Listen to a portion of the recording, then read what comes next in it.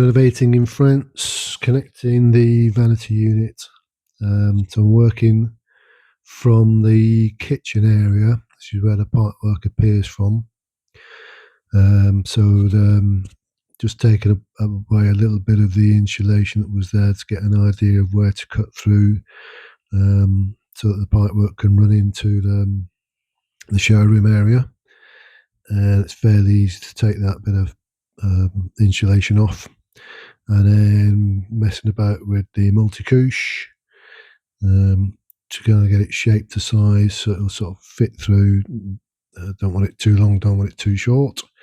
Not bother putting a joint on it there. There is a connection, as you can see on the left hand side, for hot and cold. The valve on the lower section is cold, and the higher section is the hot water one. So there's a valve upstairs in the third bedroom for the hot water to shut that off if necessary for the vanity unit. In fact, it shuts off all the hot water for the showroom. And then the cold water, that would be then shut off from that point there. So I'll have to obviously leave a small opening in there, a bit like I've done in the upstairs bedroom, just so that you can always turn off the valve if I need to get at the plumbing if I need to. With this system, find it fairly easy to fit. Fittings can be a little bit expensive, but anyway, it is what it is. And then the waist for this is 32mm or 1.25 inches. So the pipework that's there is actually 40mm or 1.5 inches, and that connects up into the main soil pipe at the moment. So I've put in a reducer on there, just playing around a bit. The angles aren't quite right, and I hadn't thought of using. There's a flexible connection which I hadn't thought of using. So later on, that sort of pings into my head, and I end up using that. But at the moment, I'm trying to work out. I've only got a sort of 60 whatever degree bend, and it doesn't work well. Obviously, you want water to be falling away from the unit, not sort of stuck in the middle. So like I say, it took me a little while to work this out. I'm not as young and as agile as I used to be, and the grey matter sometimes doesn't work as it should do.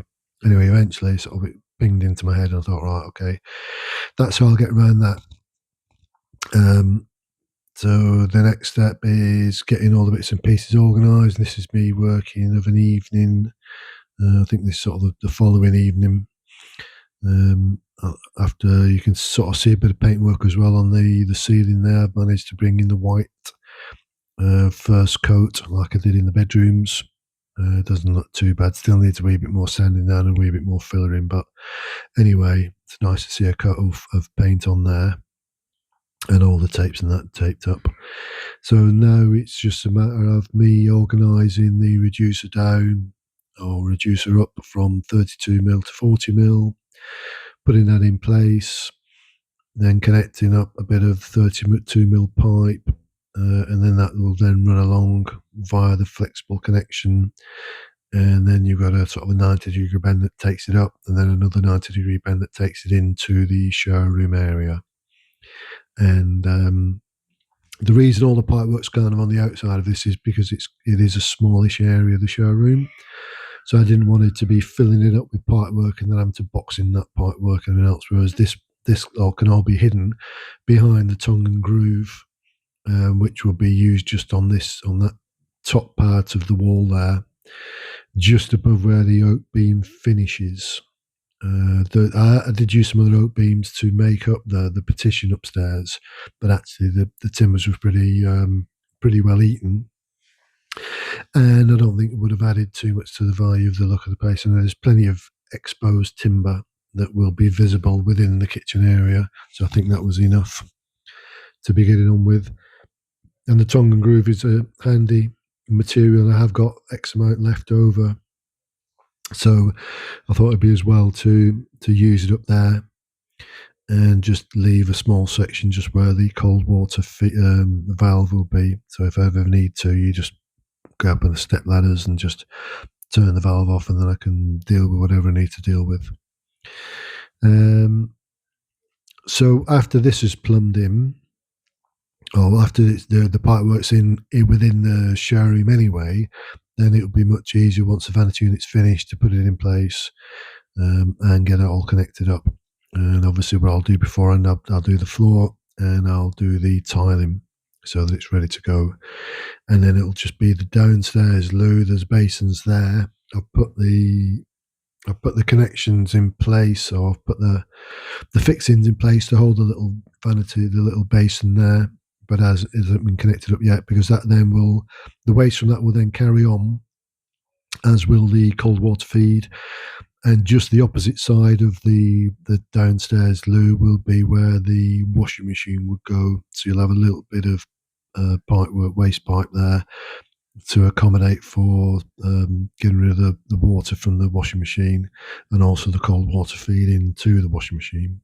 And that will be below a section of worktop which I've got left, which I'll be cutting in two. So one half will be for that, and the other half will be to make kind of a little sort of breakfast bar area, just as you're looking at the rear, at the back door, just to the rear of that, just to the right hand side of that, just slightly above the one of the buffets, which is now part of the kitchen base units.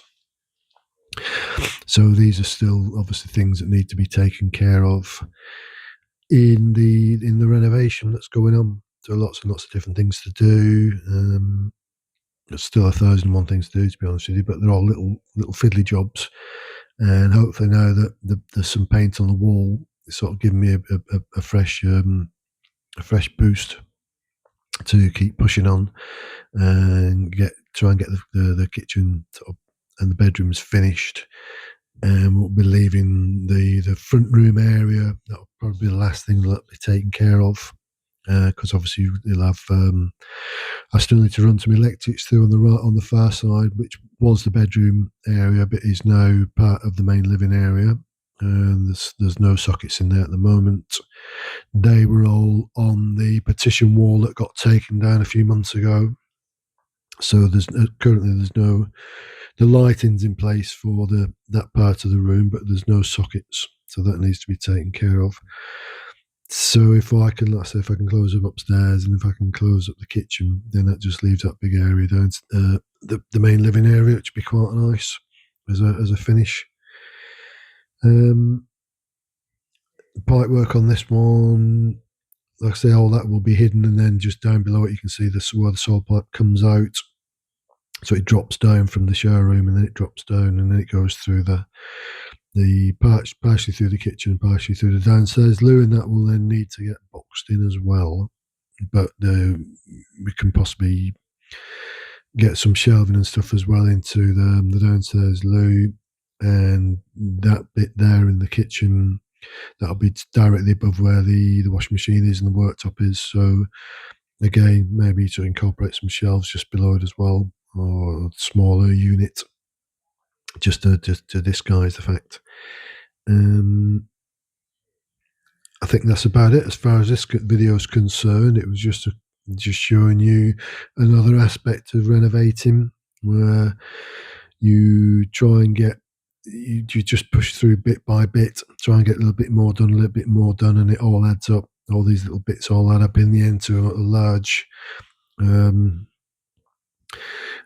quantity of work that's been taken care of. I've actually looked at some videos myself just the past few, going back about 2 or 3 months, and it's amazing really how different the place looks now.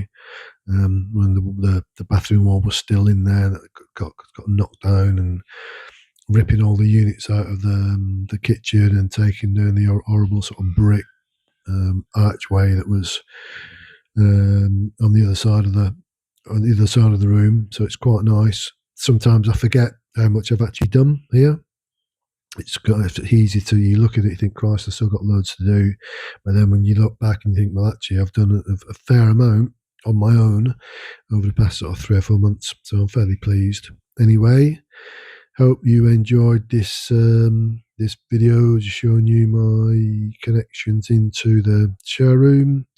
Please like and subscribe and leave comments. Comments help enormously, and it's so nice to be in touch with all you lovely people. And there'll be more videos, obviously, on a daily basis from tomorrow onwards.